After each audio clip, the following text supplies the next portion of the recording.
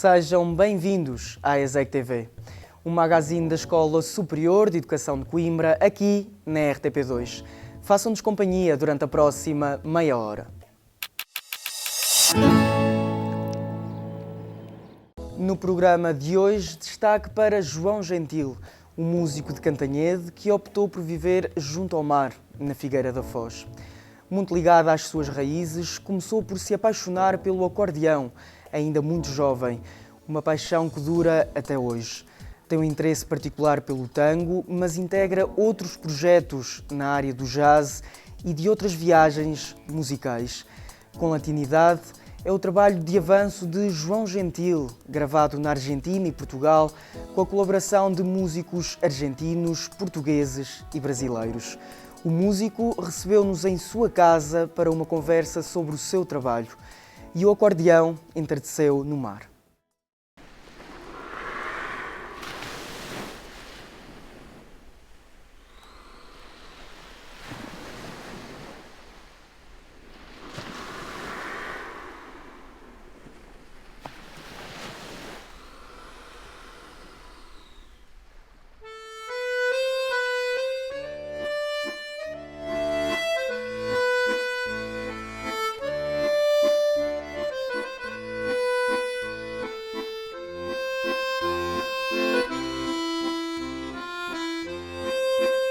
O ser músico habitualmente não tens que trabalhar, não sentes que trabalhas e trabalhas imenso.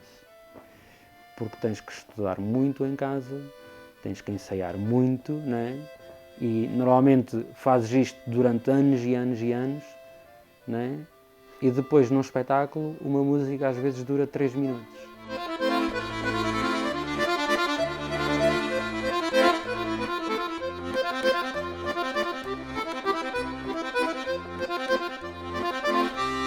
Mas a paixão e o gosto é tão forte que não dás conta, nem fazes nenhum tipo de mensuração, digamos assim, não tentas medir o trabalho que tudo isto te dá, porque se fosse assim não havia ninguém interessado em, não é? Porque habitualmente financeiramente não compensa, não é? Compensa do outro lado.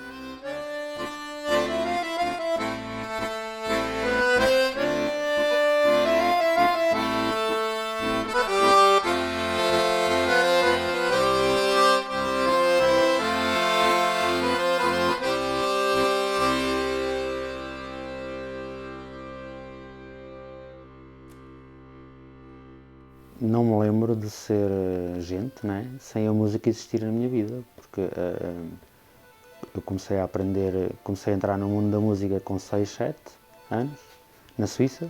A primeira atração com o acordeão, eu julgo que devo ter feito associação com Portugal. Eu devo ter visto um grupo de folclore e devo ter associado o instrumento a Portugal de forma um pouco consciente, inconsciente, se calhar consciente, né? Quando regresso a Portugal, com 11 anos, começo a aprender músicas portuguesas, né? Deixo de tocar folclore suíço, folclore alemão e repertório francês. E isso foi um marco, foi motivante, porque de repente deixei de estar a tocar coisas que lá conheciam, mas não me diziam nada, e começo a tocar as coisas que em Portugal as pessoas querem ouvir, né? Coisas até do cancioneiro português, na altura.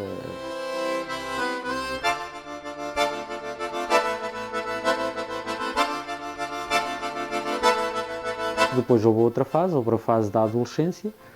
A fase da adolescência é, como toda a gente sabe, uma fase problemática, entre aspas, da vida. A mim não foi, por acaso não foi problemática, mas em termos sociais eu tocava um instrumento que nos anos 90 não era propriamente o mais popular nas pessoas da minha idade, não é? Um adolescente não gosta de acordeão, gosta de guitarra elétrica, não é? Hoje se calhar já estão noutra também, já gostam de uma mesa, de uns pratos, não é? Portanto, eu quando fui adolescente, pré-adolescente, 12, 13, 14, 15, 16, 17 anos, os meus amigos eram pessoas mais velhas, não é? Porque o que eu gosto de tocar e o instrumento que eu gosto de tocar aproxima as pessoas mais velhas, normalmente 50 anos mais velhas que eu. Je revois la ville en fête et en délire. S'il faut vacances sous le soleil et sous la joie. Et j'entends dans la musique les cris, les rires qui éclatent et rebondissent autour de moi. Entretanto, entrei no Conservatório de Música, aqui na Figueira da Foz, porque na altura em Coimbra não havia professor de acordeão. E não havia professor de acordeão porquê? Porque não havia alunos de acordeão. Entretanto, eu chego ali aos 17, 18 e não segui música, né? São aquelas influências às vezes também dos pais, as influências da própria pressão social, que ser músico não chega, porque depois como é que vais sobreviver, como é que vais ter um ordenado ao fim do mês, como é que vais ter uma família. E acabei por tirar o curso de enfermagem. Eu sou enfermeiro há 11 anos, que normalmente as pessoas ficam surpreendidas e perguntam: "Ei, como é que consegues conciliar?" Exige alguns sacrifícios, não é? Mas é uma coisa que se complementa. Tenho um amigo meu que uma vez me disse: "Tens duas vidas, não é? Paralelas, não é? Tu de um lado", disse-me ele, achei poético, mas curioso, de um lado acabas por tratar do corpo, não é? E do outro lado acabas por tratar da alma.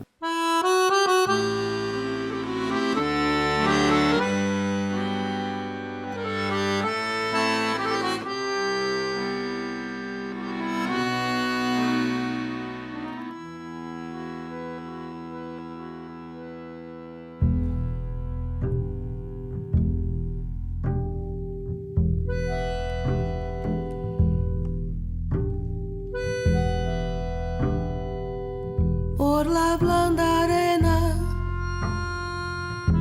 que lame el mar, su pequeña huella no vuelve más, y un sendero solo de pena y silencio llegó hasta el agua profunda.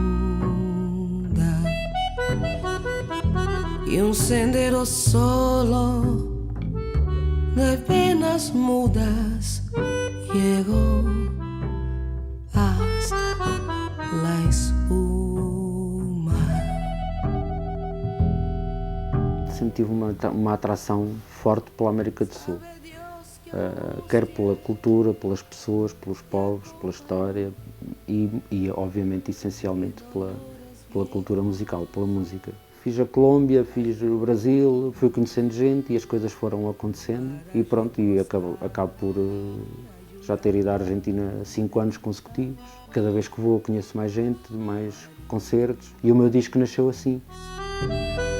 La canción que canta en el fondo oscuro del mar, la caracola.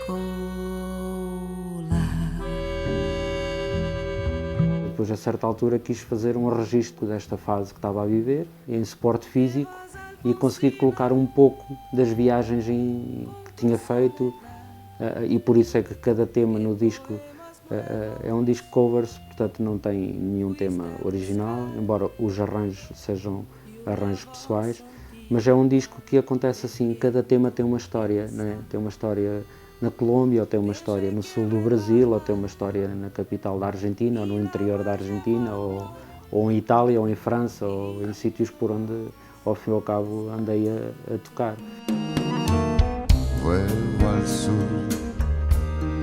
como se vuelve siempre al amor. Vuelvo a vos, con mi deseo, con mi temor. Llevo el sur como un destino del corazón. É um instrumento ligado ao povo e por isso é que é portátil, porque foi feito para se tocar em qualquer sítio, na rua, junto das pessoas. Diferente de um piano, né, por exemplo, que é um móvel que tem que estar em casa e não se pode. Né? O acordeão até foi chamado o piano de suspensórios. Né?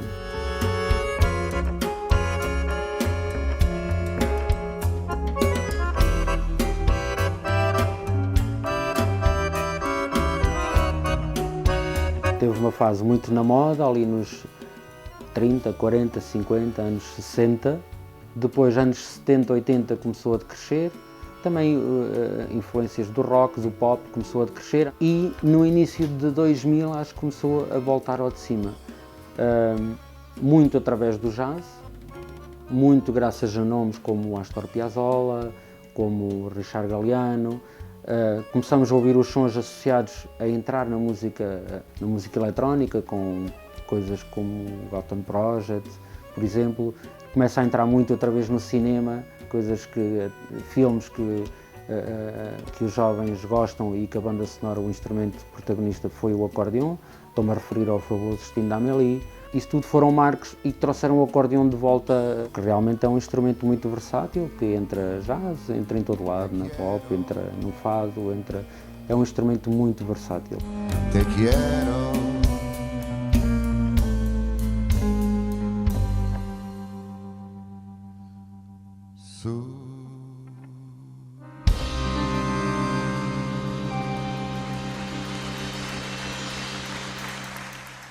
Este aqui é de uma marca italiana que se chama Victoria. As melhores marcas, mais conhecidas, são todas italianas.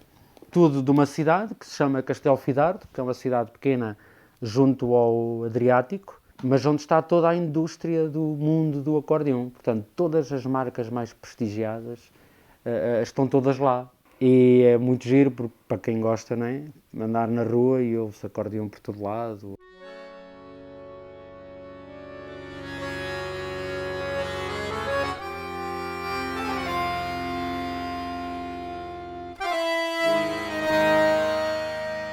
As minhas referências são Astor Piazzolla, obviamente, Richard Galliano, muito, são as minhas duas maiores referências, e depois há imensos músicos depois do Brasil, há imensos Dominguinhos, Sivuca, em Portugal, obviamente, a nossa Eugénia Lima. As pessoas, quando eu era mais novo, estou-me a lembrar do Sr. António, da Cidreira, o Tio Cascão, era um violinista da Pena, era das poucas pessoas na região que sabia escrever e ler música, não é? E bem, a primeira partitura que eu tive, porque não havia internet, não havia forma de conseguir gravações, partituras assim com a facilidade que hoje há fazendo uma pesquisa, não é? Ele passava o tempo a escrever coisas e eu tinha esse privilégio, não é, de ele escrever coisas e que me oferecia. O tema da Figueira da Foz.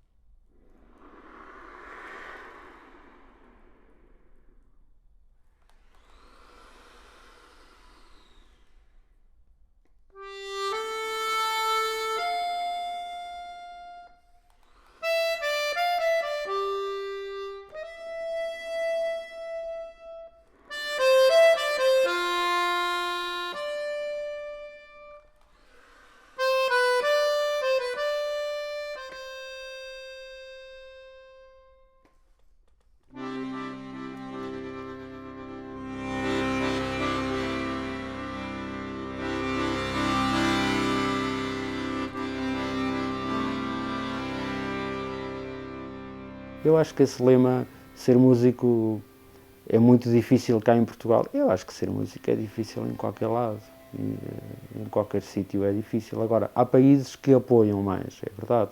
Há países que optam por políticas menos culturais e que alguns até deixam de ter Ministério da Cultura, inclusive, né? E isso ressente-se, claro que ressente, não vou estar aqui a negar isso, faz falta. A cultura faz falta a toda a gente, Aliás, é a identidade de um povo. Eu não sei o que é que seria da minha vida se não fosse a música. Não teria 1/3 dos amigos que tenho, não teria feito 1/3 nem lá perto das viagens que fiz. Portanto, seria uma pessoa completamente diferente.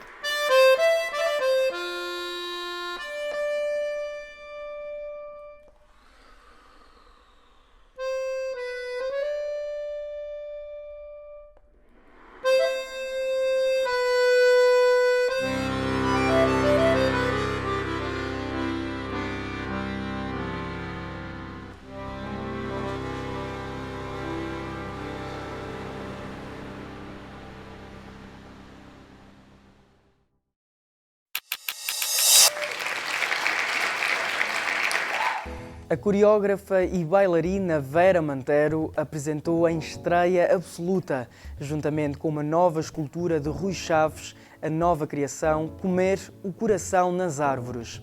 Esta criação partiu da obra original de 2004, Comer o Coração, de Vera Mantero e Rui Chaves, que representou Portugal na 26ª Bienal de Artes Visuais de São Paulo. Vera Mantero recebeu-nos para uma conversa sobre esta criação e partilhou algumas ideias que estão na origem da concepção desta performance que aconteceu no Jardim da Sereia, em Coimbra.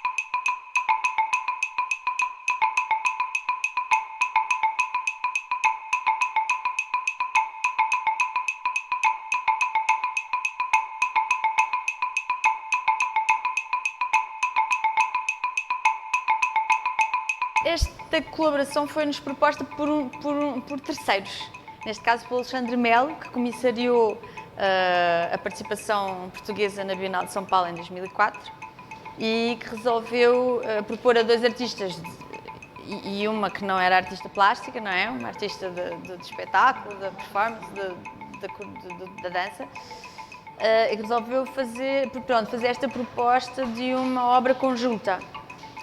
E eu já conhecia em parte o trabalho do Rui, o Rui talvez já não me lembro se nessa altura conhecia ou não um bocadinho o meu trabalho, mas tivemos um contacto muito interessante e até durante algum tempo um contacto à distância por fax, porque na altura ainda se usava o fax. E pronto, depois deste período, neste período ele também foi assim, fazendo esboços, fazendo propostas e eu reagindo aos esboços, às propostas, com coisas que também me vinham à cabeça. A escultura já estava construída, não é? Mas precisava ainda da minha parte, pronto. Mas isto para dizer que trabalhámos em colaboração, mas também com grande independência e com grande autonomia. Foi uma maneira muito interessante, eu acho, de colaborar.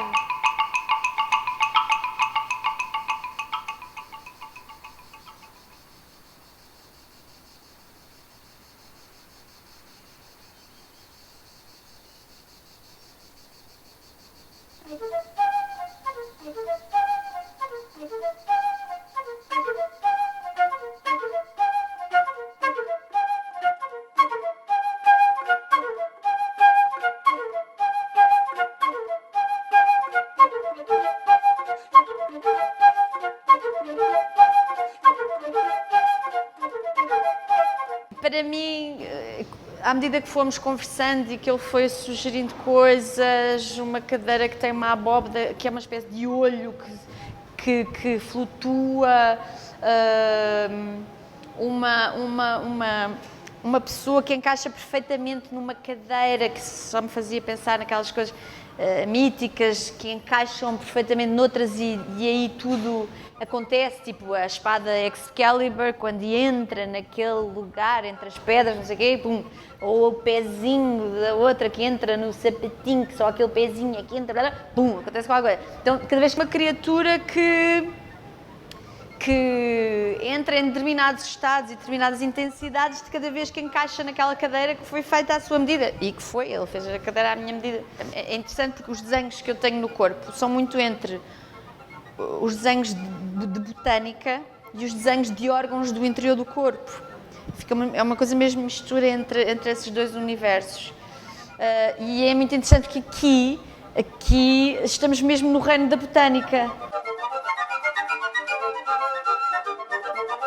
Eu senti que eu tinha um número restrito de possibilidades físicas naquela peça, não é?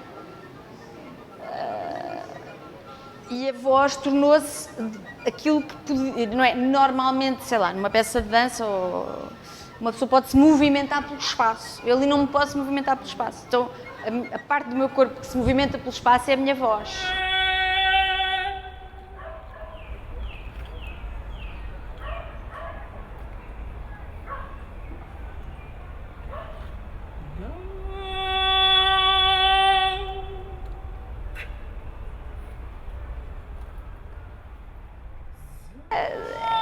Eu acho que no processo de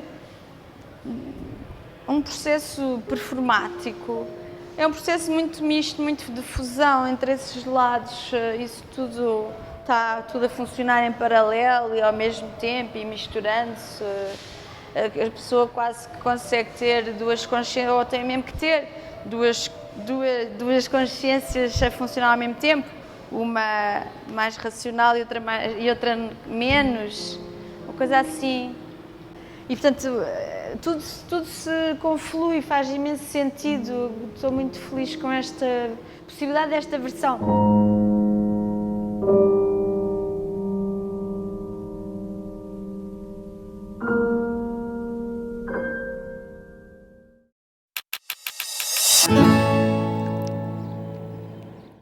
Obrigado pela vossa companhia. Podem continuar a acompanhar o nosso trabalho online.